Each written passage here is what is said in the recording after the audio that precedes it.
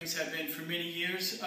What Mr. Larson characteristically misrepresented about the stakeholders was that the stakeholders really had very little voice in all that long 2-year process in having any say of actually what ended up manifesting into this plan. And then he casually also commented the Joint Committee just approved it, but they approved it against a petition of 600 signatures of people who did not want any development on the South Hill at all.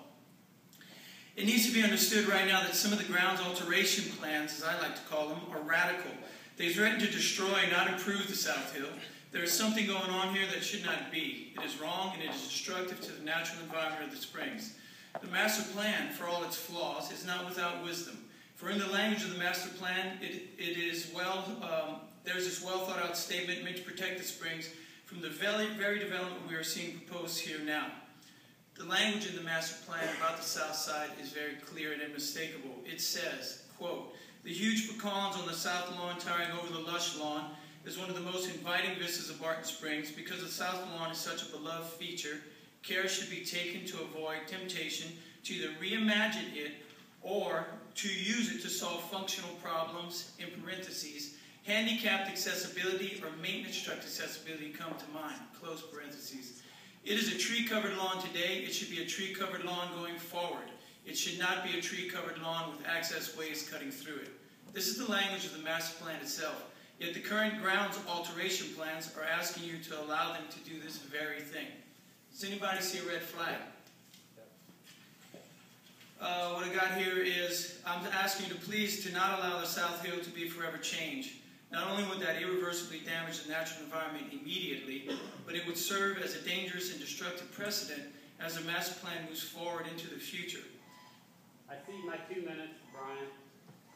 These protective measures have been put into place. Hold on a second. Who are you? Kirk Blasky, I'll see my 2 Kirk, minutes. okay, so you get 2 more minutes, Brian. Thank you, Kirk. Yep.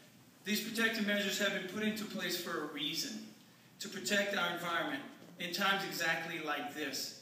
Amending the SOS Ordinance to allow this construction would bring eventual, if not immediate, ruin to the park environment as it is now, the way so many people love it. I put out a petition, online a few months ago. Here it is, yeah. I put on asking people to sign it to vote to preserve the natural environment of the South Hill.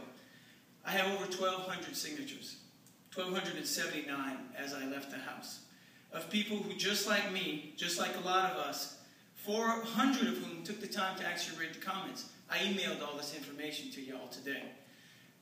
This is what 1,200 signatures looks like. 12-point font. That's a lot of pages. It's a lot of people. A good friend of mine asked, this is what 400 comments looks like at 10-point font. It's a lot of people who really care about this. A good friend of mine asked me after the last meeting, which they also were not very generous in the time we were allowed to speak. He asked, who is this for if so many people are against it? Who is this project for if so many people are against it? The people, and including people with relatives who had access issues, spoke at a meeting that was held specifically on the South Hill against the development of the pathway and the ADA access. People with disabled relatives are against that because they want the environment to remain natural. Most disabled people want the same access as we have and feel perhaps it's disrespectful to usher them off in little areas. We have friends who access the pool now who are actually disabled. They want to access the same park that we have now.